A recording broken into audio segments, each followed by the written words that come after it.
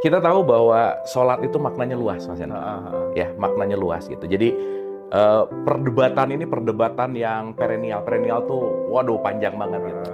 Saya ibadah tuh saya bagi dua dulu, Mas Hendra. Ada ibadah sosial dan ada ibadah private gitu. Oke, sip. Jadi kalau untuk urusan private ya udahlah. Betul nggak Mas Hendra? Iya. Karena Mas Hendra, saya, teman-teman semua, ya wilayah private adalah wilayah aku dengan Allah gitu. Iya. Makanya ada mahdoh, ada goir mahdoh gitu. Nah, saya rasa kalau udah ngomongin ke sosial, ya udah lakukanlah kita di wilayah sosial dengan nyaman, karena kesosialan ini juga perlu untuk persatuan kan.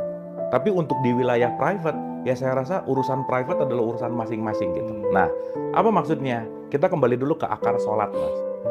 Sholat ini memang sesuatu yang sangat sensitif, tetapi saya rasa kita penting memahami dalam 360 gitu ya, supaya kita nggak melihat sholat itu hanya dalam wilayah gerakan gitu. Karena kan yang saya sering cerita, ini orang sholat apa senam sih gitu ya, karena cuman gerakannya aja gitu. Nah, sholat itu kan silatun itu artinya terhubung, Mas Hendra. Terhubung. Silatun.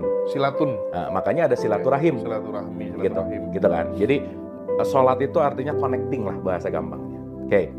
Artinya seseorang yang sholat adalah seseorang yang connecting kepada Tuhan, kepada Allah gitu kira-kira. Artinya ketika seseorang sholat, dia terkoneksi kepada Allah, maka Allah yang akan menjadi dalam tanda petik nakhoda buat dirinya. Oke, sip. Makanya kalau di Quran di surat 24 ayat 41, bahkan burung yang mengepakkan sayap itu sholatnya dia kepada Allah. Jadi kita jangan menganggap sholat itu hanya begini gitu, Mas. Bahwa ketika pohon apel yang berbuah apel itu sholatnya pohon apel. Bahkan setiap semua apapun ini melakukan tasbih, zikir, dan sholatnya masing-masing yang mungkin kita nggak paham gitu. Itu dulu satu. Nah, sehingga point of view dalam konteks yang namanya sholat, kan Nabi Muhammad juga sholat di usia berapa sih? 53 something, Mas. Baru turun gitu. Artinya kalau kita bicara dalam konteks gerakan, gerakan itu adalah sistem di mana kita melakukan pendisiplinan sebetulnya. Karena dalam beberapa perspektif, saya kasih contoh, Mas. Let's say, di wilayah syariat, sholat itu 5 waktu. Tetapi ketika kita masuk ke dalam esensi, ya sholat nggak ada waktunya sebenarnya. Makanya disebut ada daim, sholat yang tidak mengenal ruang dan waktu gitu. Tetapi secara formalitas yang udah ditetapkan secara struktur sosial, yang 5 ini tetap penting. Struktur sosial, Ya. gitu intinya.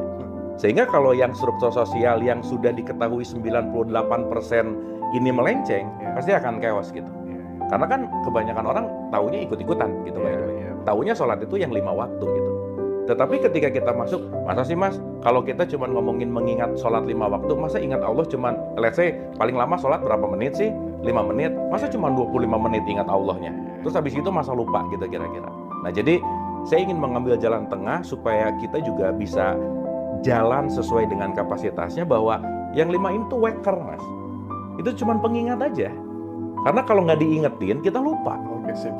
Selesai gitu. Keren banget. Jadi kalau kita bicara, weh, oh iya ya, kan lupa salah satu sifat alamiah kita gitu.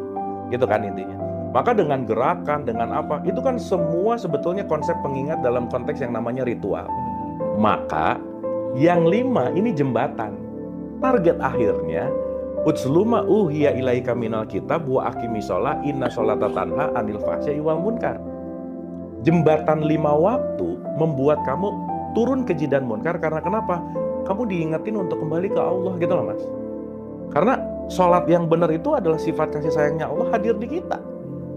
Iftitahnya hadir, basmalahnya hadir, alhamdulillahnya hadir. Jadi artinya yang 5 waktu itu adalah reminding, waker, pengingat. Jadi sorry ya Mas Hendra, rajin 5 waktu itu belum prestasi di hadapan Allah. Karena prestasinya abis sholat semakin dermawan nggak? Abis yang 5 waktu semakin bisa maafin orang nggak? Karena output penilaiannya kan nggak ada. Inna akramakum indallahi atqakum. Yang paling mulia adalah orang yang takwa. Nggak ada. Orang yang paling mulia adalah orang yang rajin sholat. Nggak ada, Mas. Tetapi sholatnya yang menjadikan ketakwaan gitu. Outputnya. Dan kita jangan ngerasa udah sholat karena gini. Bukan, ini baru mengingatnya dalam bentuk latihan. Tetapi sholat sejati setelah assalamualaikum dan assalamualaikum, assalamualaikumnya jadi perilaku bahwa saya datang membawa salam kedamaian gitu loh. Makanya kalau habis sholat selesai gitu, habis beres assalamualaikum kanan kiri marah-marah, nggak nyambung sebenarnya. Karena selesai sholat outputnya apa? Salam kanan, salam kiri. Saya damai ke kanan, saya damai ke kiri gitu. Poinnya ada di situ gitu, Mas. Nah, cuman yang saya cerita 95% ke atas kan nggak ngerti juga isinya apa gitu. Hanya ikut-ikutan tadi gitu. Nah, jadi saya simpulkan dulu, Mas. Konteks sholat bisa dalam konteks ritual itu sebagai pengingat atau reminding system waker. Tetapi sholat itu penting untuk dijadikan sebagai akhlak dan perilaku gitu. Bahkan Mas, kalau kita mau bicara dalam konteks apapun, ya sholat itu setiap tarikan nafas kan sebetulnya. Ketika setiap tarikan nafas kita memang mengingat Allah dan menjadikan sifat welas asihnya ada di dalam diri kita, ya itulah setiap saat ketika Mas Hendra ngelihat orang yang perlu makan, Mas Hendra beliin nasi bungkus, kasih, itu sholat gitu loh Mas. Karena ini wujud dari sholat adalah saya melakukan yang namanya ketakwaan gitu. Nah, dalam konteks yang sempit terkadang hanya dilihat bahwa sholat itu hanya sesuatu gerakan. Makanya Mas, maaf banget ya, banyak orang tua yang cuma nanya ke anaknya, nah udah sholat belum? Tapi lupa nanya outputnya. Jarang yang nanya, nah hari ini udah berbuat baik apa? Nah hari ini udah maafin orang belum? Udah dermawan belum? Ini jarang ditanya loh. Iya betul. Yang penting kamu udah gini, meskipun dia cuman sejadah terus pura-pura enggak juga gitu karena takut sama ibunya. Tapi justru yang jauh lebih penting adalah output dari gerakan yang 5 waktu ini menjadi sebuah perilaku kita dan akhlak yang lebih baik gitu Mas. Itu yang paling penting. Nah, bisa